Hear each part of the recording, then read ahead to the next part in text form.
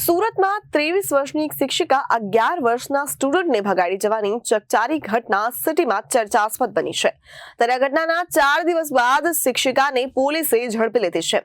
ત્યારે હાલ શિક્ષિકા અને વિદ્યાર્થી બંનેને સુરત લાવવામાં આવ્યા છે। ત્યારે શિક્ષિકા 25 એપ્રિલે બપોરે વિદ્યાર્થીને ભગાડી લઈ ગઈ હતી। પુણા પોલીસના જણાવ્યા પ્રમાણે શિક્ષિકા વિદ્યાર્થીને લઈને ભાગી ગયા બાદ તેનો મોબાઈલ નંબર રેલવે સ્ટેશન ખાતે બંધ થઈ ગયો, જેથી તેને ટ્રેસ કરવી પોસિબલ ન હતી। આ સાથે રેલવે સ્ટેશન અને બસ સ્ટેન્ડના સીસીટીવીમાં શિક્ષિકા અને વિદ્યાર્થીઓ દેખાઈ આવ્યા ન હતા, જેથી તે પ્રાઇવેટ બસમાં ભાગ્યા હોવાની આશંકા હોવાથી વધુ તપાસ કરવામાં આવી। આ દરમિયાન શિક્ષિકા પાસે અન્ય એક નંબર હોવાની જાણ થઈ। તે નંબર ચાલુ હોવાથી તેને ટ્રેસ કરવામાં આવ્યો। મોબાઈલ નંબરને આધારે પુણા પોલીસ દ્વારા 4 કર્મચારીઓની એક ટીમને શિક્ષિકા અને વિદ્યાર્થી પાછળ મોકલવામાં આવ્યા। તેને આજે સવારે 4 વાગ્યા આસપાસ રાજસ્થાનની બોર્ડર પર શામળાજી પાસેથી ચાલતી બસમાંથી ઝડપી લેવામાં આવ્યા। બંનેની બસમાંથી નીચે ઉતારી પોલીસ કર્મચારીઓ સુરત પરત આવી રહ્યા છે। ત્યારે છેલ્લા 4 દિવસથી શિક્ષિકા અને વિદ્યાર્થી બંને બસમાં સફર કરી સુરતથી 390 કિલોમીટરથી પણ વધુ દૂર પહોંચી ગયા અને બંનેની પ્રાથમિક પૂછપરછમાં જાણવા મળ્યું કે શિક્ષિકા અને વિદ્યાર્થી બંને છેલ્લા 3 દિવસથી એકબીજાને ઓળખે છે। ત્યારે બંનેને પરિવારજનોને પણ એકબીજાને પરિવારને ઓળખે છે અને સંપર્કમાં હતા। ત્યારે વિદ્યાર્થી આ શિક્ષિકા પાસે છેલ્લા 3 વર્ષથી ટ્યુશન જતો હતો।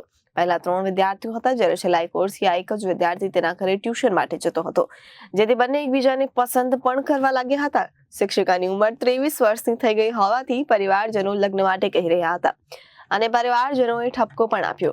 આ સાથે વિદ્યાર્થીને પણ પરિવારજનો અભ્યાસ માટે ઠપકો આપતા હતા। આ દરમિયાન શિક્ષિકાએ તમામ તૈયારીઓ કરી અને વિદ્યાર્થી સાથે ભાગવી લઈ ગઈ હતી। ત્યારે સુરત લાવ્યા બાદ શિક્ષિકા અને વિદ્યાર્થી બંનેની પૂછપરછ કરવામાં આવશે।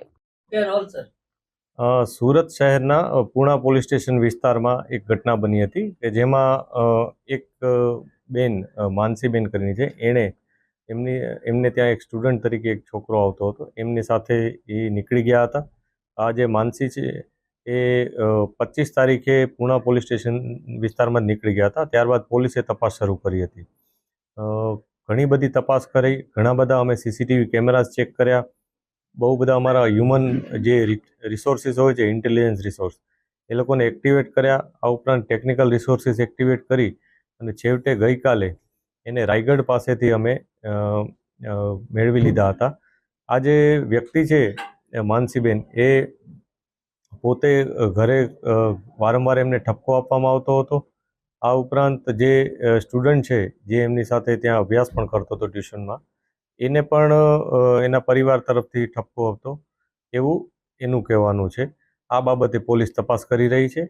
આ લોકો જ્યારે 25 તારીખે અહીંથી નીકળી ગયા ત્યારે પહેલાં સુરતમાં જ થોડાક આંટાફેરા માર્યા, ત્યારબાદ ત્યાંથી અમદાવાદ જતા રહ્યા।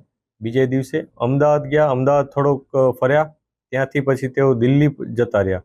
દિલ્હી જઈ ત્યાં થોડીક વાર બજારમાં ને એમાં એ લોકો ફર્યા હતા અને ત્યારબાદ ત્યાંથી વૃંદાવન જતા રહ્યા હતા।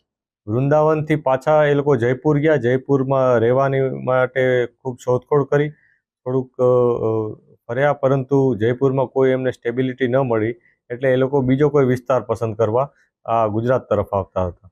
આ બાબતને જ્યારે ઇન્ફોર્મેશન પોલીસને મળી તો પોલીસની ટીમ તરત જ અહીંથી નીકળી ગઈ હતી અને તત્કાલ આ લોકોને રસ્તામાં જ આંતરી અને એમને પકડી પાડ્યા હતા। પકડી અને જે બેસિક પૂછપરછ અમે કરી છે, જે માહિતી અત્યારે પોલીસ પાસે છે, એમાં એવું છે કે બંનેને ઘરેથી કંઈ ને કંઈ ઠપકો હતો, એ પ્રકારનું એ લોકોએ નિવેદન આપેલ છે। આ બધી વસ્તુ અમે તપાસ કરી રહ્યા છીએ કે ઘરેથી એમને કોઈ પ્રોબ્લેમ હતો કે બીજું કોઈ કારણ હતું। આ બધી બાબતની તપાસ અત્યારે ચાલી રહેલ છે। Bureau report Janadesh news.